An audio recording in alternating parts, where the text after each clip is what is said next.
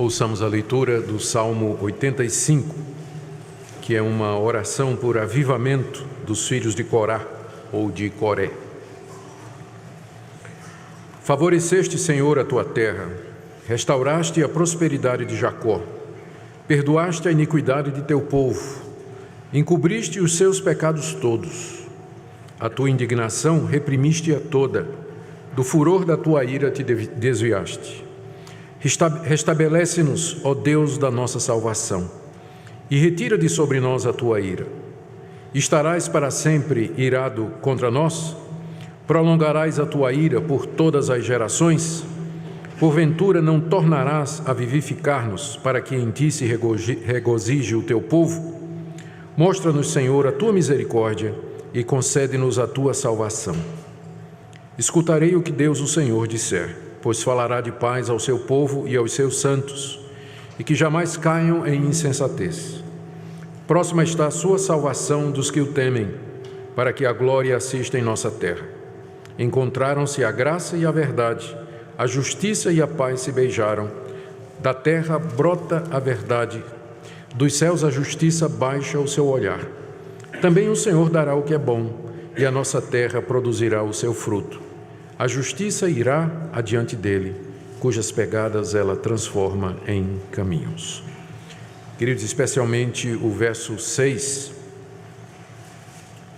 quando os filhos de Coré oram da seguinte maneira: porventura não tornarás a vivificar-nos, para que em ti se regozije o teu povo? É sobre essa oração que nós gostaríamos de falar nessa noite, trazendo a palavra de Deus. Queridos, a história da igreja, a história do povo de Deus, ela não é uma história que poderia ser demonstrada num gráfico como uma curva ascendente. Na verdade, ela é ascendente, mas ela sobe através de altos e baixos. Basta uma leitura do Antigo Testamento, uma leitura da história da igreja, e nós vamos ver que a igreja, o povo de Deus, com frequência ela está no alto dos montes, na glória, na transfiguração, e logo em seguida ela está no fundo do vale, ela está abatida, ela está desanimada. Pegue, por exemplo, a história de Israel no Antigo Testamento, o povo de Deus. O livro dos Juízes, quando subia um bom juiz que temia a Deus, o povo servia a Deus. Aquele juiz morria, subia um juiz ímpio, idólatra, o povo se desviava dos caminhos de Deus e seguia a idolatria, a imoralidade e a injustiça. Deus mandava inimigos que castigavam o povo se arrependia, clamava a Deus, Deus levantava Gideão, levantava Baraque, levantava Samuel, e estes homens para trazer o povo de volta aos caminhos de Deus. A história do Antigo Testamento é cheia de altos e baixos. A história da igreja, depois de Pentecostes, quando o Espírito Santo veio sobre o povo de Deus, conforme nos narra o livro de Atos, também é uma história de altos e baixos. Nós percebemos que logo depois da chegada do Espírito, o cristianismo se expandiu com uma velocidade extraordinária pelo Império Romano, ao ponto de que no século IV o imperador foi obrigado a reconhecer o cristianismo como religião oficial, porque não tinha mais como impedir o avanço dos cristãos, não tinha mais. E depois daquela glória, na Idade Média a igreja cai outra vez, se esquece de Deus, adora outros ídolos, segue doutrinas estranhas, cria uma hierarquia, uma eclesiologia contrária à palavra de Deus. Deus tem misericórdia na reforma no século XVI, levanta Martinho Lutero. E com Martinho Lutero recomeça, ou tem início, um movimento de retorno às escrituras sagradas que nós chamamos da reforma protestante, que incendiou toda a Europa e de lá todo o mundo. Do século XVI ao século XVII, momentos de glória. Países inteiros se tornam crentes, se tornam evangélicos, recebem a palavra de Deus. Depois a igreja cai de novo. Vem o formalismo, vem a frieza, a indiferença para com as coisas de Deus, a secularização, a Europa imersa em trevas. Deus levanta Whitefield, Deus levanta John Wesley. Começa um grande avivamento espiritual na Europa. Dali ele se expande para os Estados Unidos, colônia, já evangelizada, pujante, e ali, através da pregação do Evangelho, milhares e milhares de pessoas se convertem a Jesus Cristo, mudando a face daquela colônia recém-inaugurada.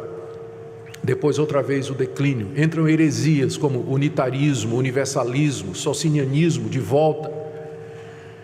E a igreja mergulha outra vez num período de trevas, período de ignorância.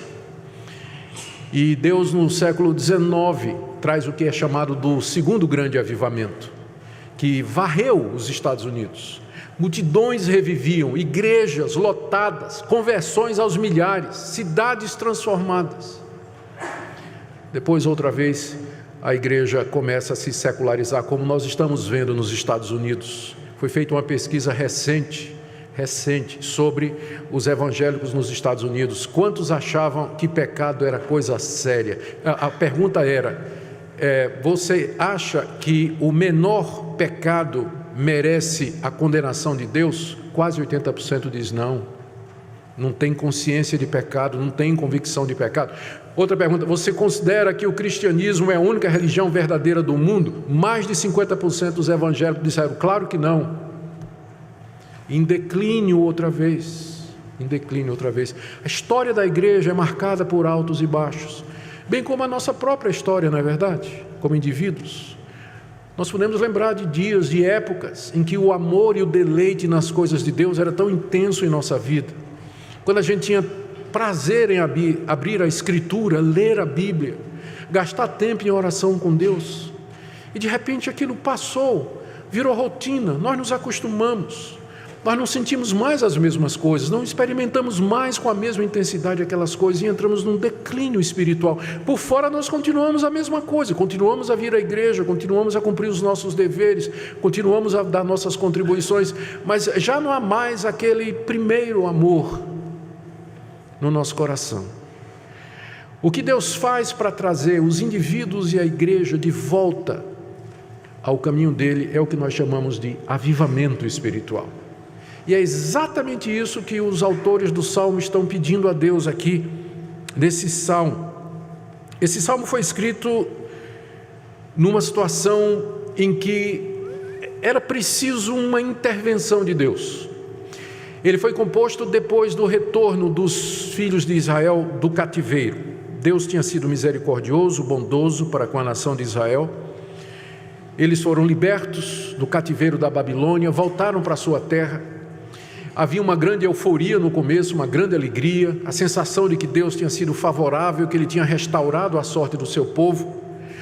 Mas logo depois começaram as dificuldades. Tinha os samaritanos, um povo que já estava lá, que não queria a nação de Israel, e que era um povo hostil, que colocava armadilhas, que perseguia o povo de Deus.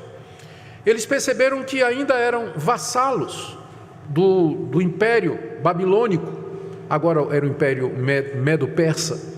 Eles não tinham ainda liberdade, pagavam impostos, a situação financeira era difícil. De repente, cada judeu começou a se preocupar com seus próprios negócios. A reconstrução do templo, que era prioridade na vida do povo de Deus, foi deixado de lado. Cada um estava preocupado em construir sua própria casa.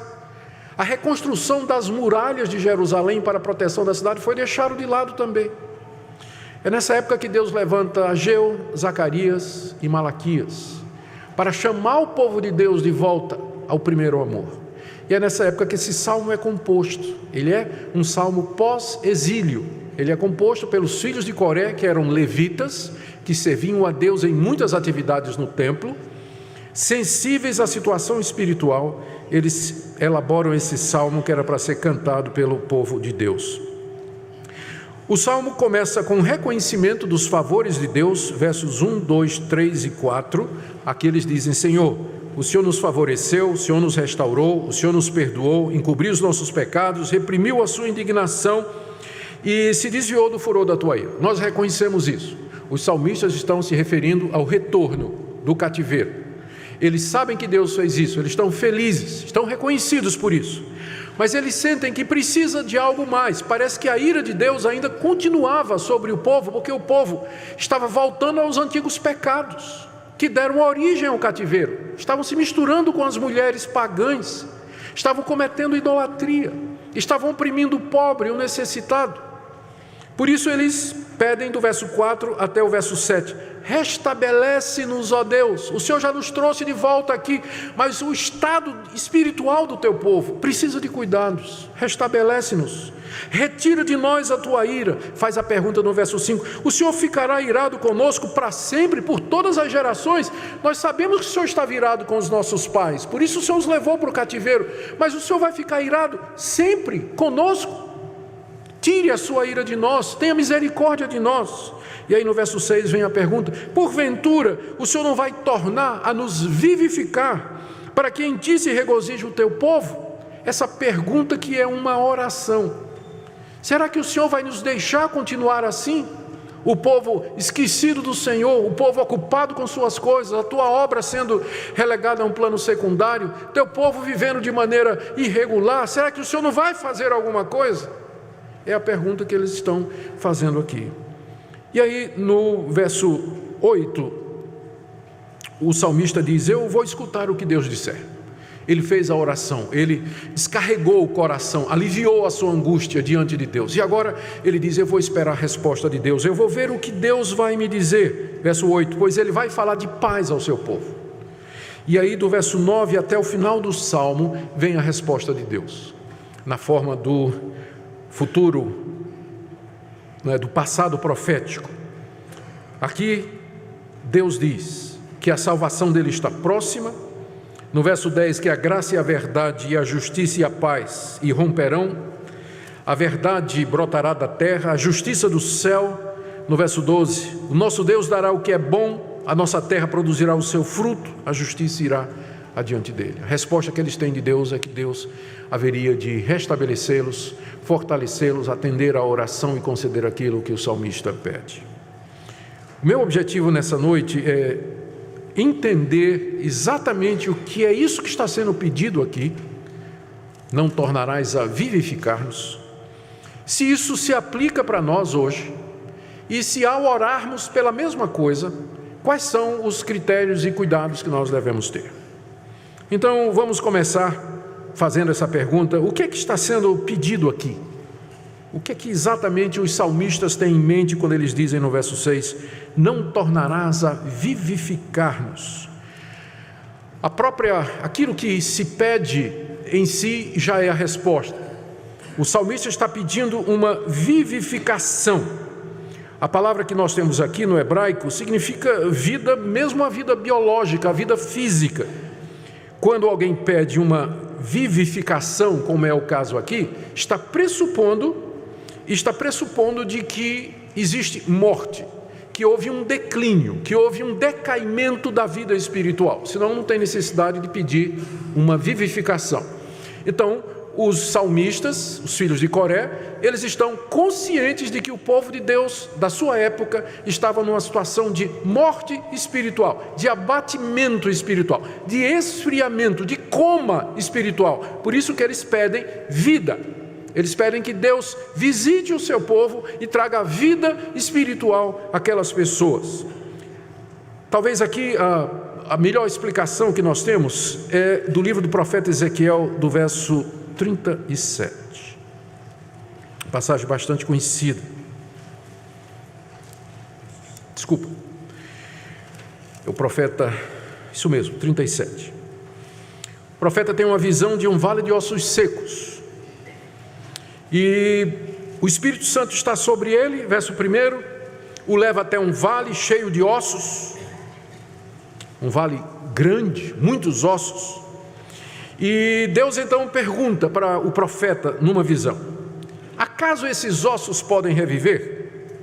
E o profeta responde, Senhor, tu sabes, ou seja, tu és Deus, tu podes todas as coisas. Aí Deus diz ao profeta, no verso 4, profetiza esses ossos e diz, ossos secos, ouvi a palavra do Senhor. Assim diz o Senhor a estes ossos, eis que farei entrar o Espírito em vós e vivereis. Aí no verso 7, Ezequiel diz que ele começou a pregar para os ossos. Imagina a cena, pregando num cemitério, a céu aberto. Está lá o profeta pregando para os ossos, para os esqueletos. Começa a pregar. E enquanto ele estava profetizando, pregando a palavra de Deus, ele ouviu um barulho. Os ossos, parece filme de terror, não é? Começaram a se juntar um no outro. Imagina a barulhada, né? E aí ficaram aqueles esqueletos.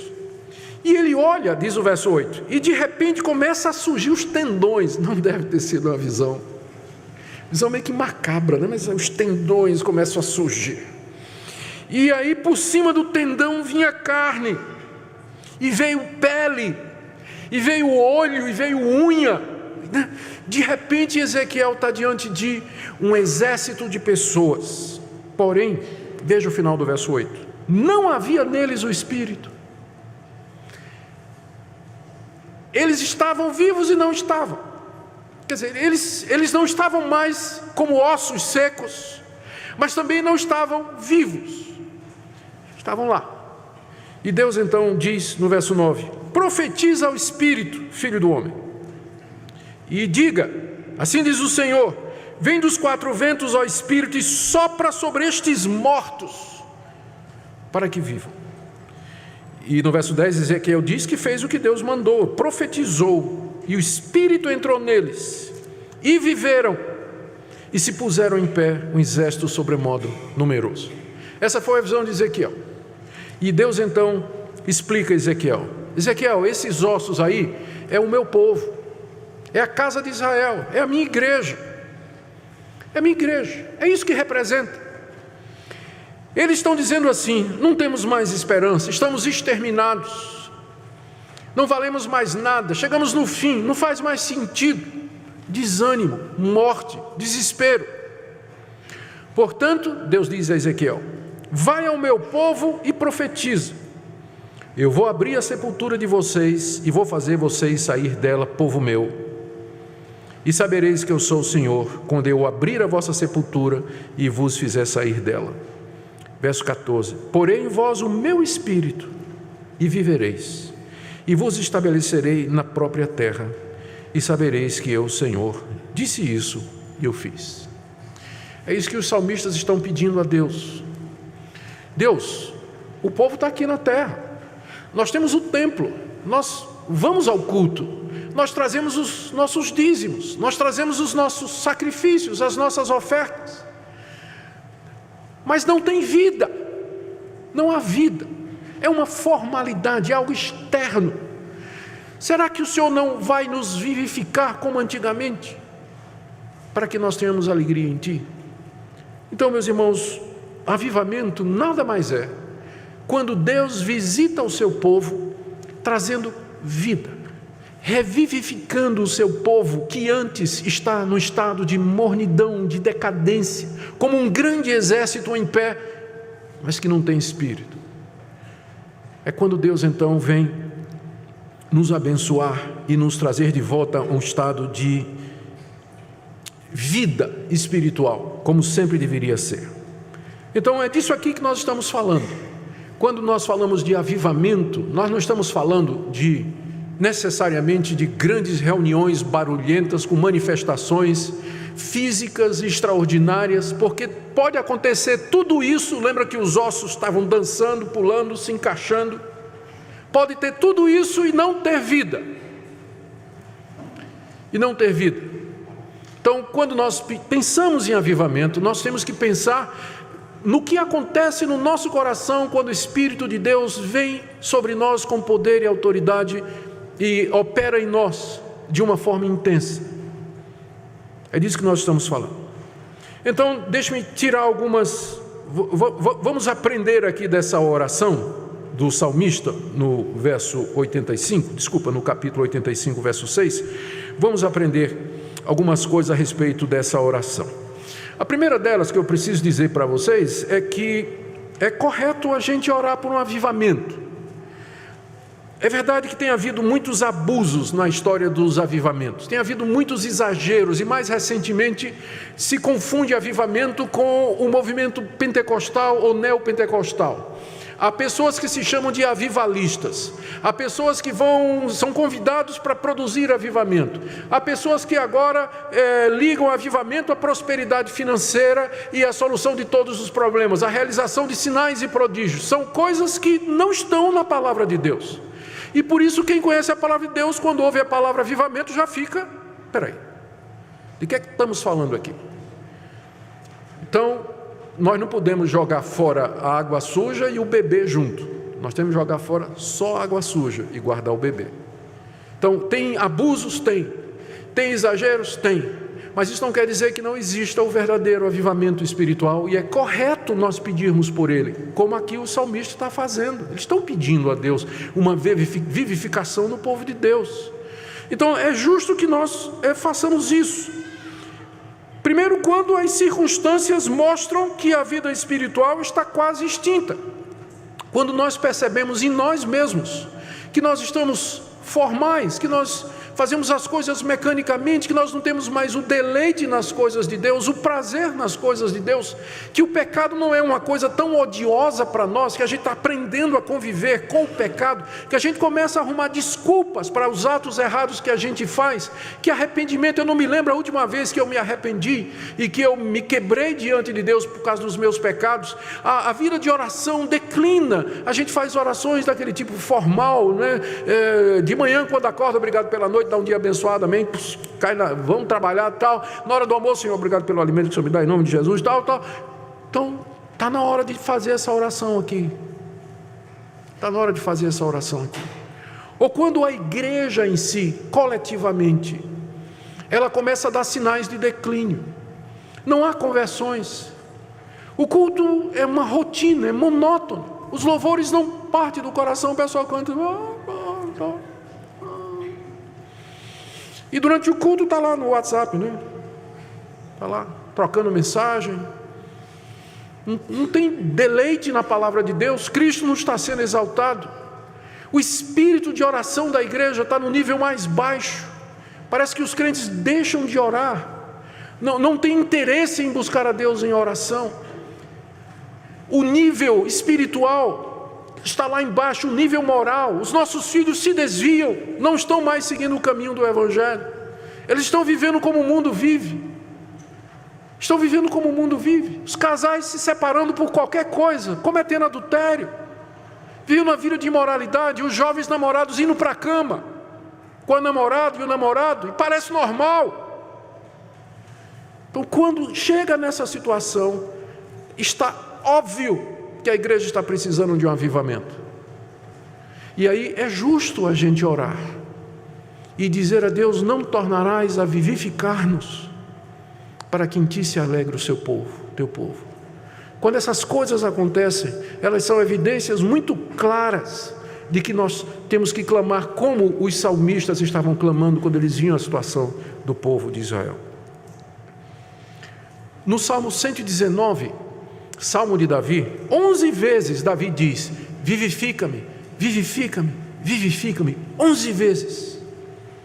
O profeta Isaías, no capítulo 64, angustiado pela situação do seu povo, isso antes do cativeiro, ele ora: oh, se fendesses os céus e descesses, se os montes tremessem na tua presença, como quando o fogo inflama os gravetos, como quando faz ferver as águas, para fazeres notório o teu nome aos teus adversários, de sorte que as nações tremessem diante da tua presença. Verso 1: ou se tu fendesses os céus e descesses. O anseio do profeta, ele sentindo falta de Deus na vida do povo, ele queria que Deus rasgasse os céus e descesse, porque o culto estava havendo, o templo era frequentado, mas era como se Deus não estivesse lá. E sem a presença de Deus, nada do que fazemos vale a pena. Abacuque, capítulo 3, verso 2, o profeta diz: aviva a tua obra, Senhor.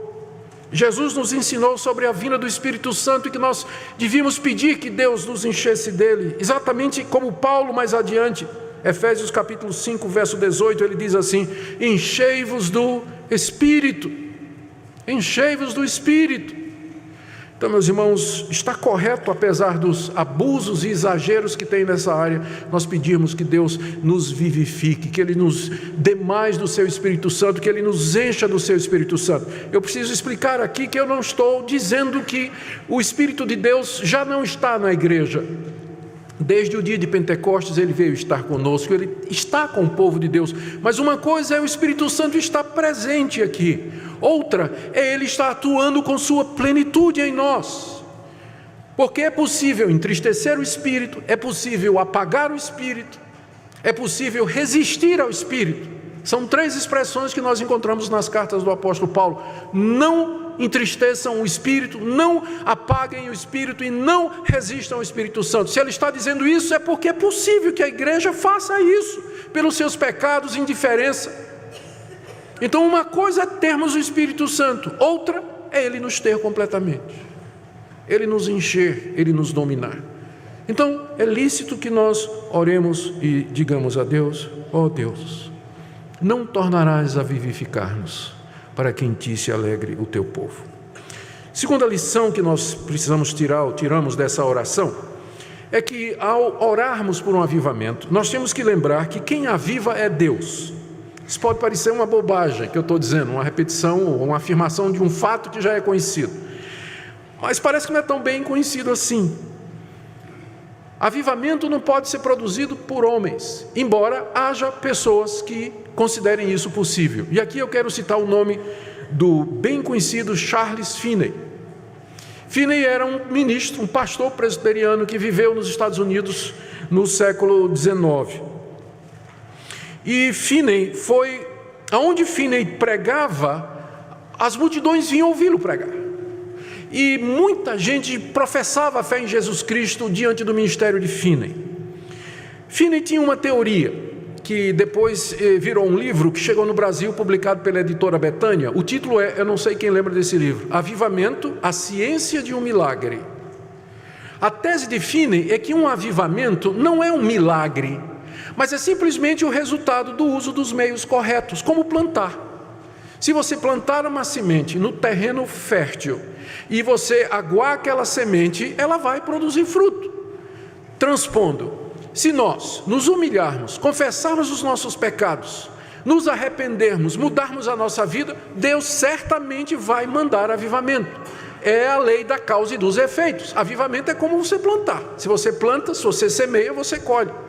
Então, o que ele fazia? Ele entendia que nessa direção, avivamento era uma coisa que dependia da nossa habilidade de convencer as pessoas a fazer isso. Então o que ele fazia? Até esse tempo, só para uma curiosidade, não havia um sistema de apelo na igreja.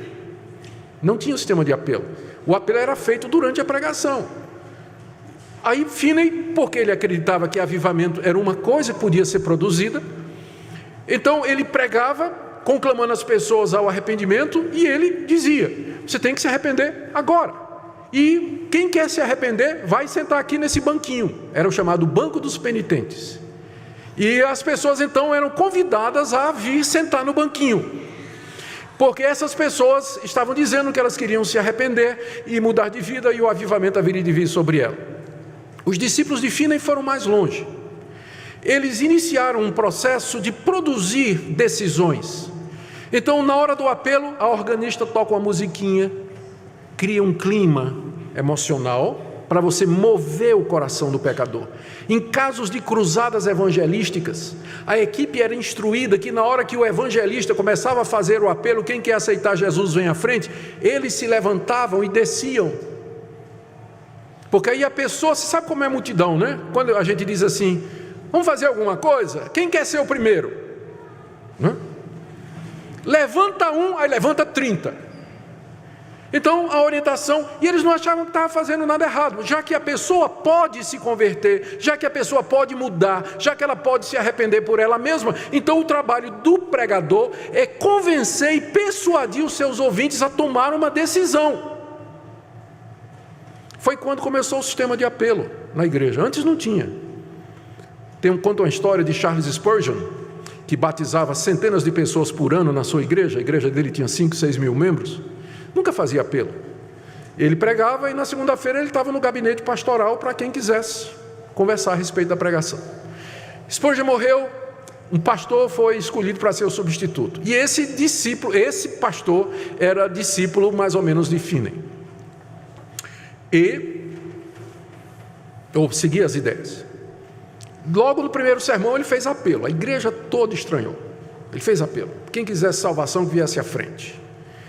A igreja toda estranhou. E aí os diáconos se reuniram com o pastor, né, e disseram: pastor, aqui nós não temos costume de fazer isso não. Nós acreditamos que é Deus quem opera, senão o senhor pode estar provocando uma falsa conversão. E é interessante, eu já encontrei muita gente que tinha certeza de salvação porque um dia levantou uma mão num apelo, mas estava na cachaça. Mas um dia ele levantou a mão num apelo, então ele está salvo. Achava que estava. Então os diáconos disseram: aqui nós não fazemos isso. Aí o pastor disse: eu acho que a gente tem que bater no ferro enquanto o ferro está quente. E o diácono respondeu: se o senhor Spurgeon estivesse aqui, ele diria para o senhor o seguinte: se o ferro foi aquecido pelo Espírito Santo, estaria quente até na segunda-feira de manhã.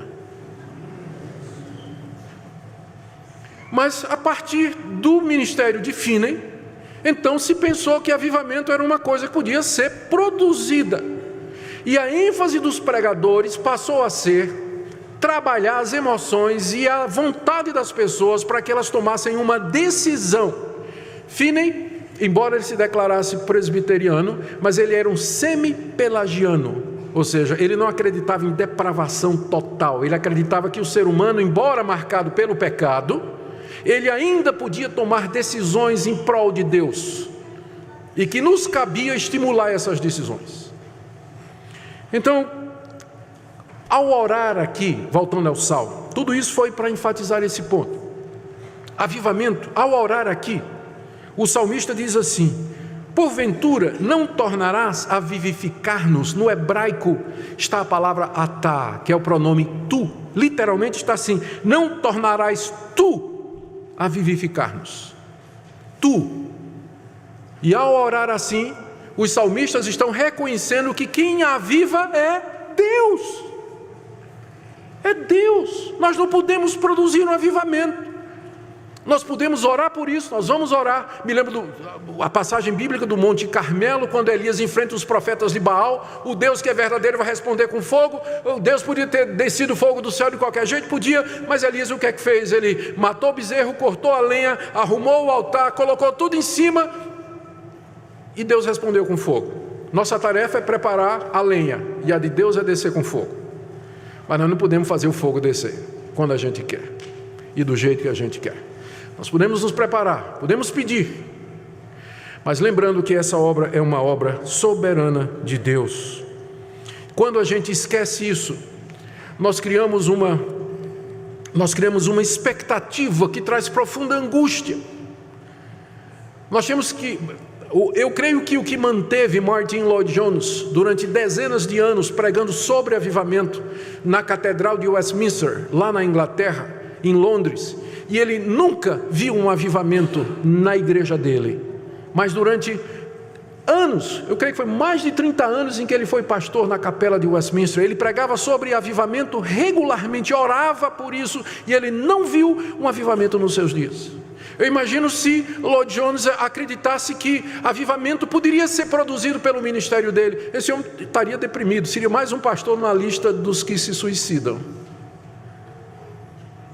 Mas porque ele cria que avivamento é uma obra soberana de Deus, ele sabia que a nossa função é orar, buscar, clamar a Deus por isso, mas dizer: Senhor, nós sabemos que é o Senhor que vai fazer isso, nós esperamos em Ti. E realmente é absolutamente soberano.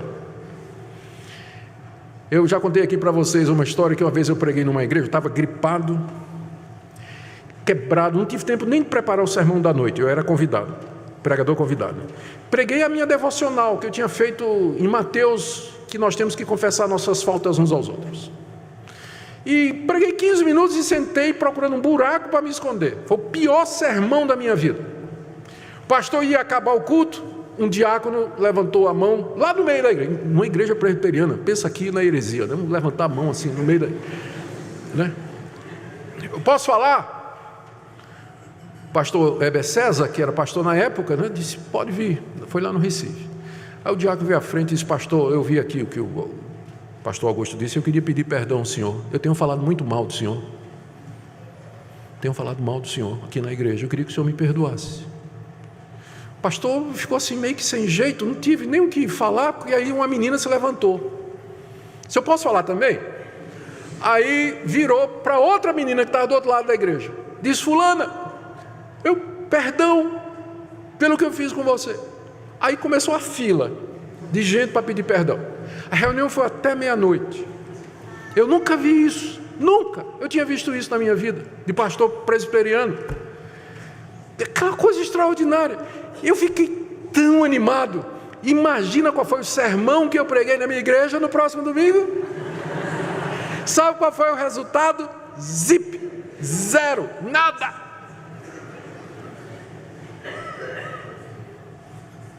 É soberania mesmo. É Deus quem faz o fogo descer do céu. Embora nós possamos e devamos clamar, pedir, nos preparar, nos dispor, mas sabendo que avivamento é uma obra de Deus, senão vai ser fogo falso, invenção humana. Terceira coisa que essa oração nos ensina, que avivamento é obra de Deus em seu povo. Nota aqui o que o salmista está dizendo. Ele diz: não tornarás a vivificar-nos. Bem que eles podiam ter dito assim: Senhor, aviva os samaritanos. Esse povo que está aqui ao nosso redor, que é inimigo do Senhor, está atrapalhando a obra, fica colocando armadilha, falando mal de nós. A gente faz de noite, a gente faz durante o dia, de noite eles vêm e derrubam tudo. Aviva os samaritanos, Senhor. Mas os salmistas sabiam que o problema não é o mundo, o problema sempre é a igreja.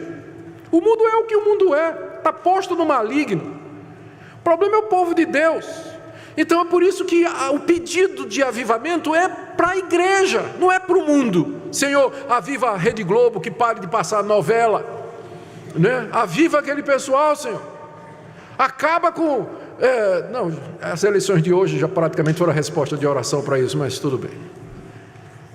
Acaba com a miséria, a corrupção que tem no país. Não, ele está orando pela igreja. Porque o mundo é o que é, sempre foi. Nós não temos expectativa nenhuma com relação ao mundo. Mas o povo de Deus pode ser avivado e o povo de Deus pode conhecer esse poder que vem dele. Mas ao fazer isso, nós precisamos fazer a pergunta: estamos prontos para o que estamos pedindo? Queremos que Deus nos avive, porque esse avivamento ele passa primeiro por um quebrantamento, uma mudança de vida, colocar a vida em ordem diante de Deus, realinhar as nossas prioridades, dar a Deus o primeiro lugar. Queremos isso. Antes de vir, eu estava lendo, antes de vir hoje à noite para o culto, me preparando, eu estava relendo um livro que eu prefaciei na década de 90, o Pentecoste coreano. Eu era professor no Seminário do Norte, ia dar um curso sobre história da igreja e ia falar sobre os avivamentos históricos. E fui na biblioteca do seminário procurar livros sobre avivamento. E achei muita coisa em inglês. E de repente meus olhos caíram nesse livro, um livrinho assim fininho, o Pentecoste coreano. Eu não sabia que tinha tido alguma coisa na Coreia. Isso na década de 90. E comecei a ler o livro. É o testemunho de um missionário americano que em 1907 estava presente quando o avivamento começou. Testemunho pessoal, ele estava lá. E a obra é editada por um outro missionário, também a Coreia, que veio alguns anos depois, descobriu os manuscritos, traduziu não, ele fez a digitalização, digitou e publicou. E eu então disse: eu vou traduzir esse livro. Acabou que não deu tempo para eu traduzir, mas eu fiz o prefácio, entreguei à Casa Editora Presbiteriana. O livro foi publicado pela Casa Editora Presbiteriana. Eu não sei se ele hoje ainda está disponível. O avivamento de 1907. Os homens preocupados com o estado da igreja. Naquele tempo as duas Coreias estavam unificadas. Não era a Coreia do Norte e a Coreia do Sul, era uma Coreia só e a capital era Pyongyang. Então eles se reuniram em Pyongyang, mais de 1000 homens, para clamar a Deus. Eles sentiam que a igreja estava naquele estado de morte, de mornidão espiritual. O nível espiritual dos crentes havia atingido o ponto mais baixo. A situação moral era terrível. Havia conflitos na igreja, brigas, divisões na igreja. Os homens tiraram uma semana de oração para clamar a Deus. E já no início da semana, na segunda ou na terça-feira, a coisa começou a acontecer. As pessoas começaram a sentir convicção de pecado. Na terça-feira à noite, esse pastor que estava lá presente tinha 25 anos de idade. Ele chegou na Coreia com 25 anos, ele tinha cerca de 30 anos mais ou menos. ele era um dos líderes da obra missionária, e ele ia pregar naquela noite. E quando ele começou a pregar, começaram as confissões de pecado, e gente inquieta, querendo confessar a Deus, e de repente o líder da igreja coreana chegou, pediu a palavra e disse na frente de todo mundo: eu tenho odiado o Senhor durante muitos anos, e eu quero pedir que o Senhor me perdoe aqui e agora nessa noite. E esse pastor diz que quando aquele coreano confessou aquele pecado, expressão do pastor que estava lá, foi como se uma mão gigantesca removesse o teto da igreja, e o Espírito Santo caiu como uma avalanche dentro da igreja. O resultado foi queda mesmo, só que queda para frente. O pessoal caiu sobre os seus rostos, sobre os seus joelhos, em lágrimas e gritos de agonia, convicção de pecado, gente confessando o pecado. Esse pastor disse que o cozinheiro dele, um coreano, começou a confessar os pecados no meio da igreja, e virou-se para o pastor e disse: tem perdão para mim, tem perdão para mim. E esse pastor registra, quando ele narra o fato, que ele nunca mais gostaria de passar por uma noite como aquela, onde ele ouviu as confissões mais horríveis saindo da boca de cristãos. Gente vindo à frente confessar desonestidade nos negócios, adultério, tráfico de ópio, que era comum naquela época.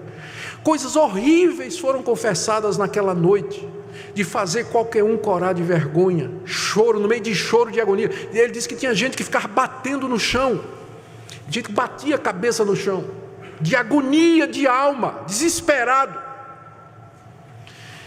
E daquela semana ali, nas semanas seguintes, milhares de coreanos se converteram. O fogo se espalhou pela Coreia, milhares e milhares e milhares de coreanos se converteram, caíram debaixo de convicção de pecado, e de forma que a igreja coreana, ela cresceu ao ponto de que em menos de 25 anos, mais de 1,5 milhão de novos membros foram adicionados à igreja.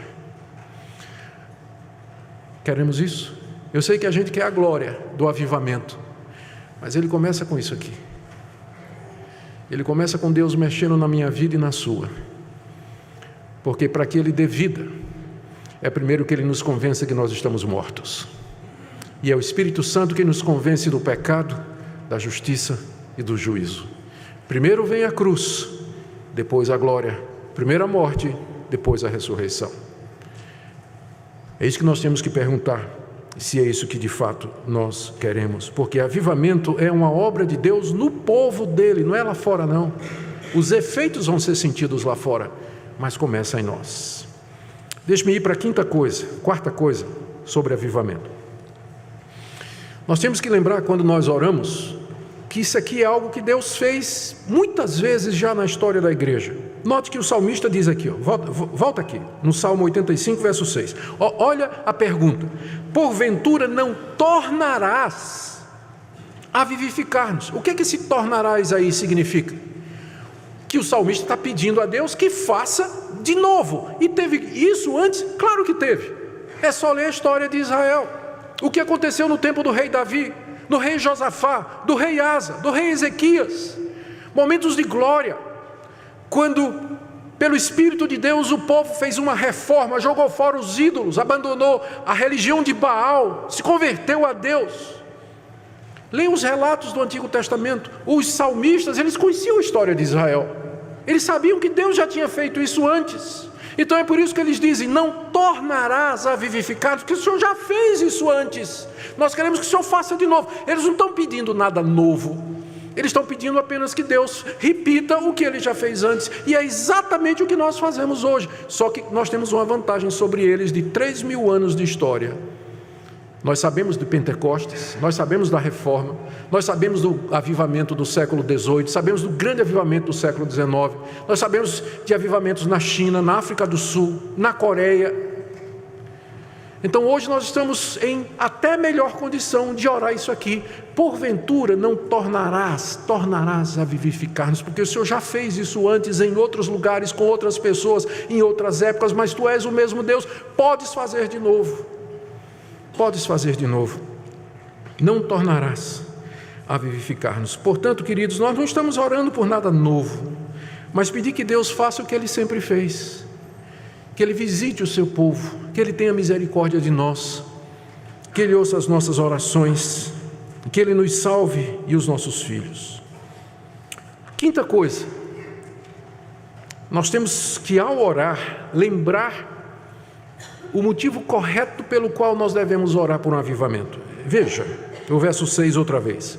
Porventura não tornarás a vivificar-nos, para que em ti se regozije o teu povo. Essa é a razão pela qual nós devemos pedir a Deus essas visitações extraordinárias do Espírito Santo. Para quê?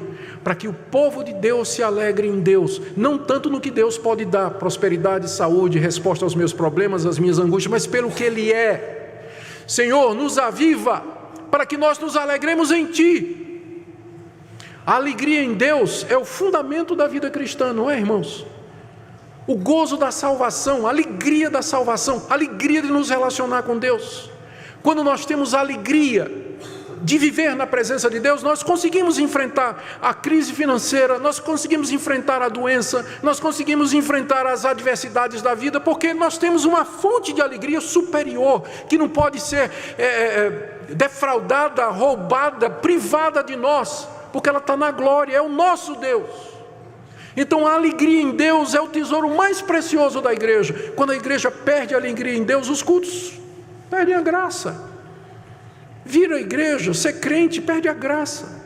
Até as outras coisas boas perdem a graça. A gente não consegue desfrutar nem das coisas da vida se a gente não tem alegria verdadeira em Deus. Então o alvo do avivamento é nada mais, nada menos do que a restauração da alegria em Deus.